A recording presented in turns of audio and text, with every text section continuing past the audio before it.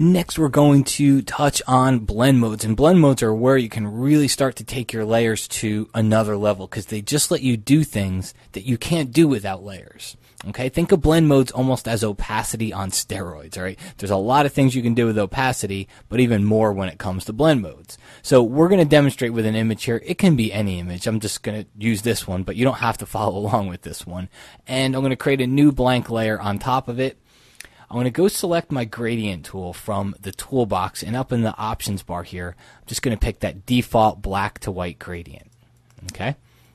And then once I do that, I'm going to drag over from the left all the way to the right, and I create a pretty even black to white gradient here, where we have black on the left, we have middle gray, a 50% gray in the middle, and then we have all white on the right-hand side.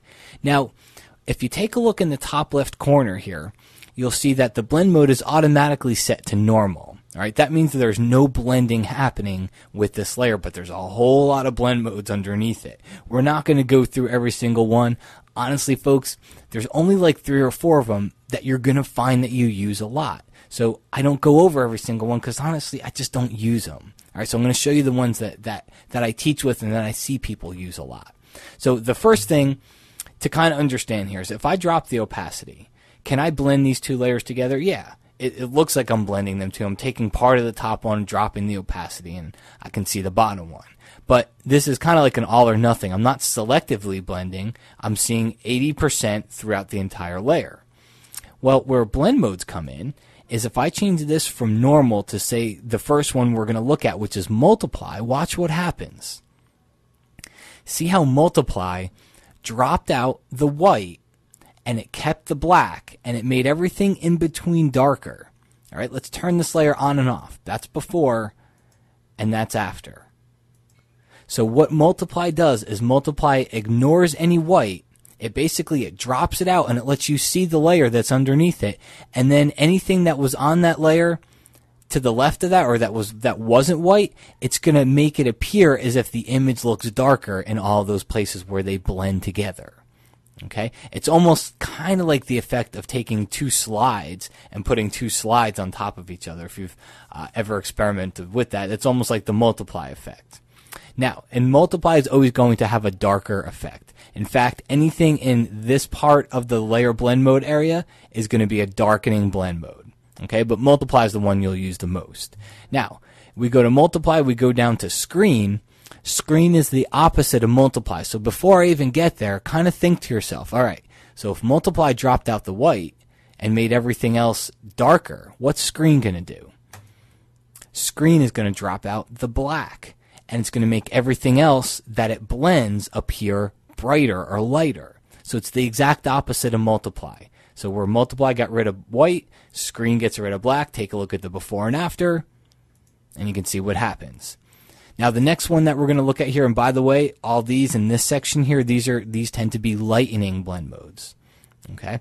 Now the next one we're going to look here is really, it's half and half, overlay and soft light. So I'm going to go with soft light first. Here's what soft light does. Take a look at before and after. That's before, that's after. What's it doing here? Well, we had white over here on the right-hand side of the image. We had black over here on this side of the image. If you look at these areas, it's taking the white areas and it's making them whiter or brighter over here. It's taking the darks and making them darker over here. What is that really? It's kind of like contrast. That's kind of, in essence, what contrast is doing. All right? It's taking the whites, making them whiter, taking the blacks, making them blacker. Well, that's what soft light does. And what's it do in the middle? Let me turn this on and off. Look at the middle. Pay attention right around here. Okay? See what it's doing in the middle? Absolutely nothing.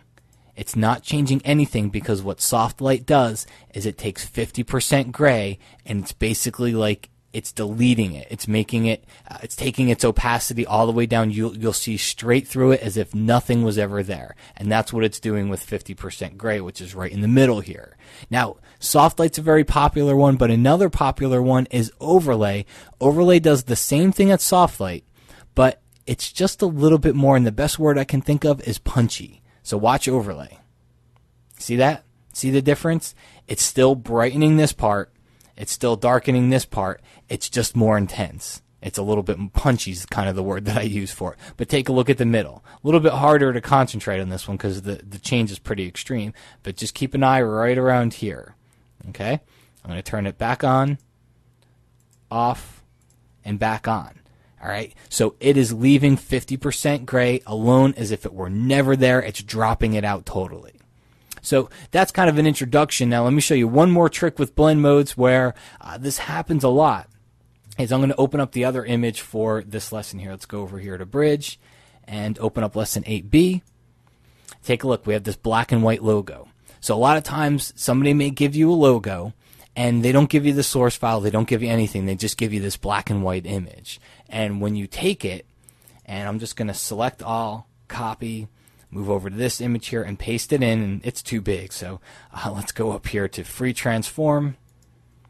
And let's make this guy smaller. I'm going to put it up here in the top left corner.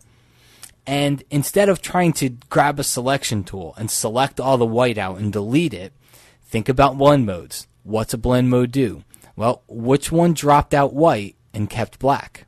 Multiply. So if I click on multiply, what happens?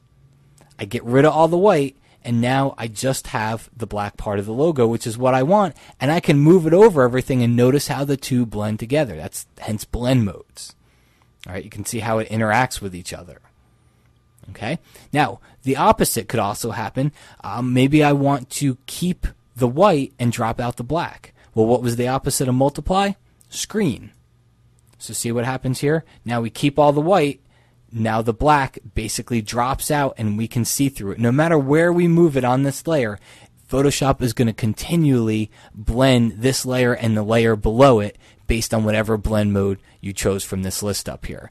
And I'll leave it with a couple of thoughts. The first one is, if you're the super duper study type that likes to know all the technical details, if you go to your help file over here inside of Photoshop and you search for blend modes, you'll get a list of every single blend mode in this list, and you will get an extremely technical definition of what they do.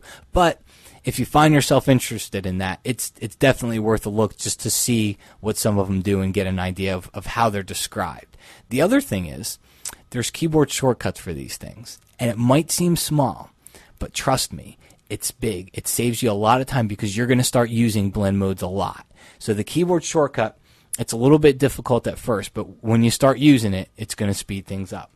It's the Option and Shift keys on the Mac or the Alt and Shift keys on the PC. So hold down those two keys, Option Shift or Alt Shift, and then try hitting the first letter of the blend mode that you want to use. So for M, I would hit N, or so for multiply, I would hit M, and it changes it to multiply. For screen, I would hit S, and it changes it to screen. For overlay, I'd hit O, and it changes it to overlay. Okay? And then for soft light, it's a little bit more difficult. You got to start going down the letters in the word. S is already taken by screen. O was already taken by overlay. So for soft light, it's F. So think of it as FT light. All right? So if I hit F for soft light, it'll change it to that blend mode. So that one's a little bit weird, but really for most of them, it's the first letter of the word. So you can remember that. So just remember Option Shift on Mac or Alt Shift on the PC, and then hit the first letter of the blend mode for the keyboard shortcut.